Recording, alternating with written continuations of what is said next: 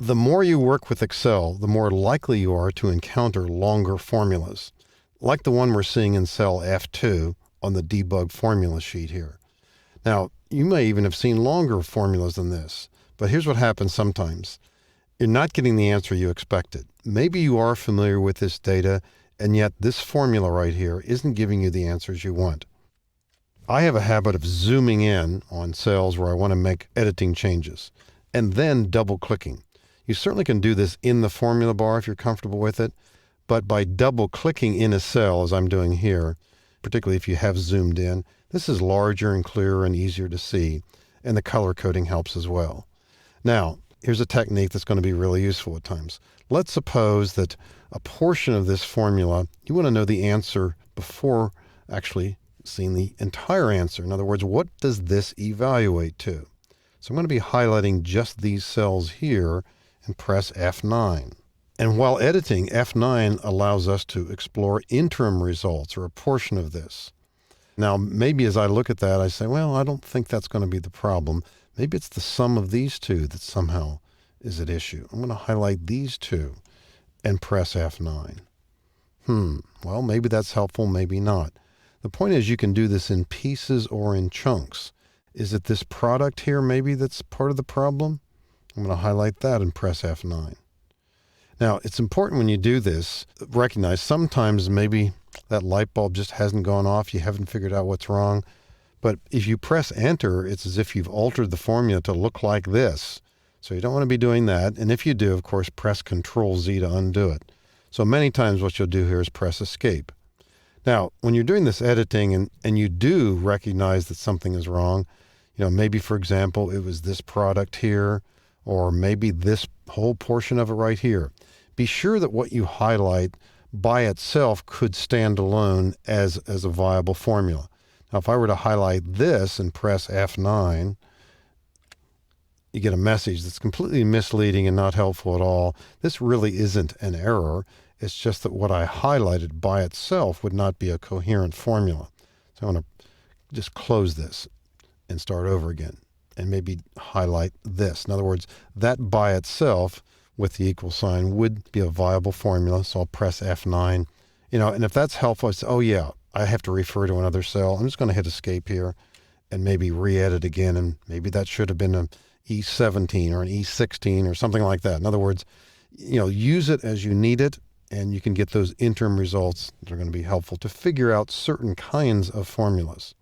By the way, there's also a technique in Excel called Evaluate Formula. You'll find it on the Formulas tab. You might want to take a look at this. Now, I don't prefer this one, although I think it has some merit too.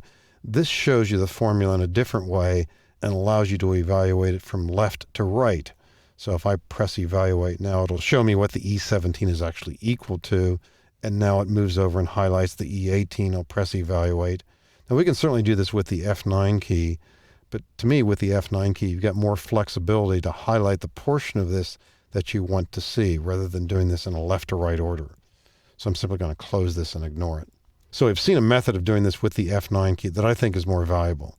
Now, here's another kind of a formula here. I'm going to scroll over to display it better. And even if you don't know anything about the if function, which we cover later in this course, if you happen to see a formula like this, I'm double clicking, I think you want to throw up your hands and possibly give up or start over or something.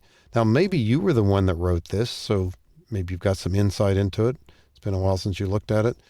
If someone else wrote it, usually it's going to take a bit longer. But what might we do to figure out whether this is working properly?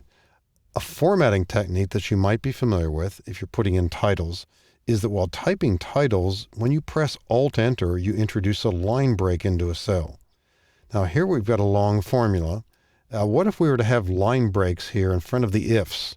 So here's an if right here, the second one. I'm going to click right in front of it after that comma there and press Alt-Enter.